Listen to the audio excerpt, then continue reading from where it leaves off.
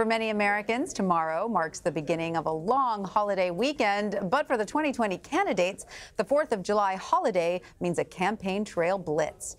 Here to preview a busy weekend, we have 5 of our CBS News campaign reporters.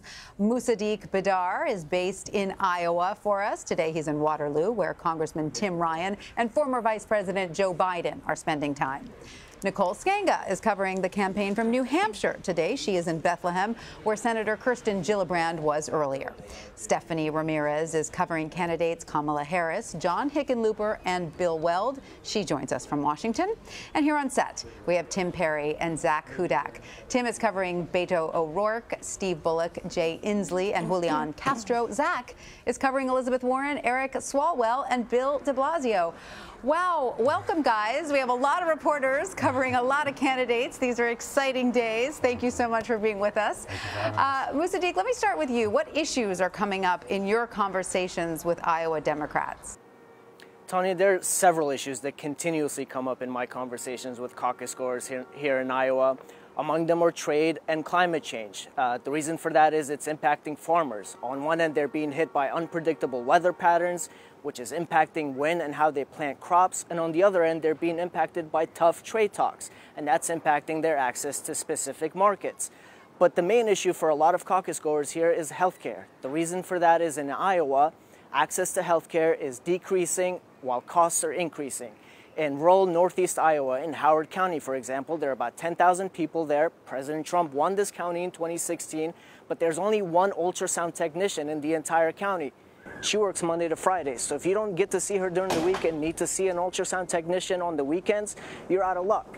Same example in Iowa Falls. The only OBGYN in the area left town. So in many cases, people are driving really far away to see doctors, to get preventative care. And then when they do get to see a doctor, they're getting punched again by the rising cost of pharmaceuticals.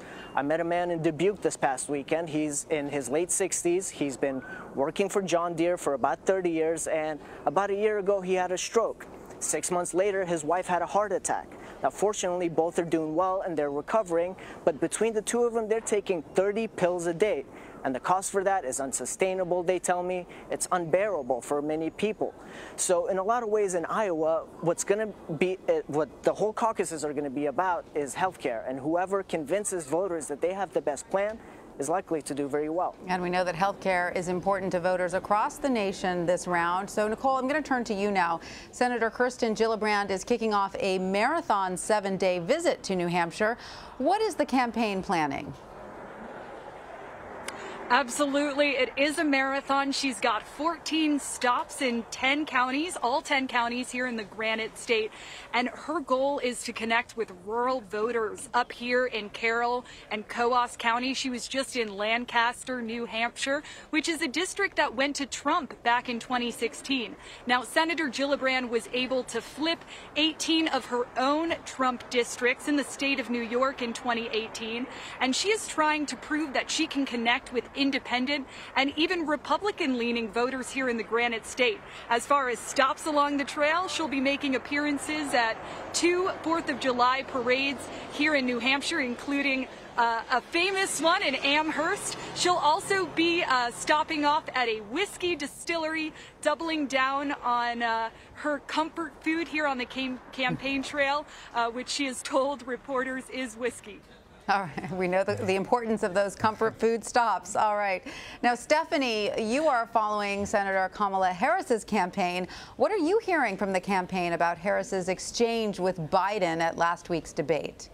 Well, I can tell you the campaign is pushing back against the notion that Senator Kamala Harris attacked or went after Biden. Her campaign spokesperson was speaking to this on cable news yesterday. Senator Harris herself said her point was to really share her reaction, how she felt, share her experience on the very important topic of segregation and busing to desegregate in this country, and she wanted to put a face on it. She did face some conservative backlash, but when it comes to the number of 2020 candidates in this crowded field, she's one of only a few who can speak to that particular issue in that way. And pointing things out, separating herself, that is, in this 2020 race, that is something that the senator hopes to do more pushing forward.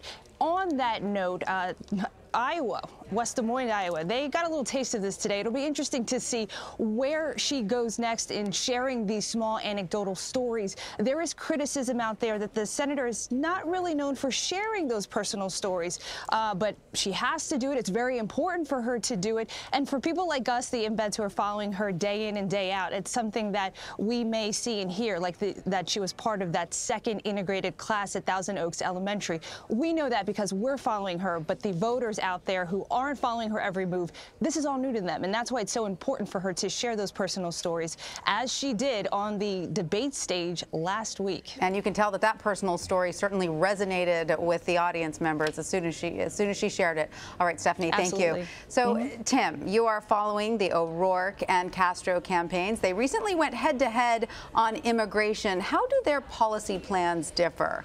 Right. So, you know, the two Texans kind of had it out for each other on the debate stage last week. And in particular, it was about Section 1325, which deals with treating illegal border crossings as a criminal offense. And former HUD Secretary Julian Castro wants to repeal that. And the former Congressman Beto O'Rourke does not. And one of the, biggest moments of the night, Castro went after O'Rourke, told him that he needs to do his homework on that issue as it relates to that issue. And I spoke to O'Rourke the next day and I asked him about that entire interaction, and he told me that perhaps Castro doesn't know or doesn't quite understand his actual position on that policy. So the two were taking some minor jabs at each other. But as the week went on, it kind of turned all to HUD Secretary Julian Castro.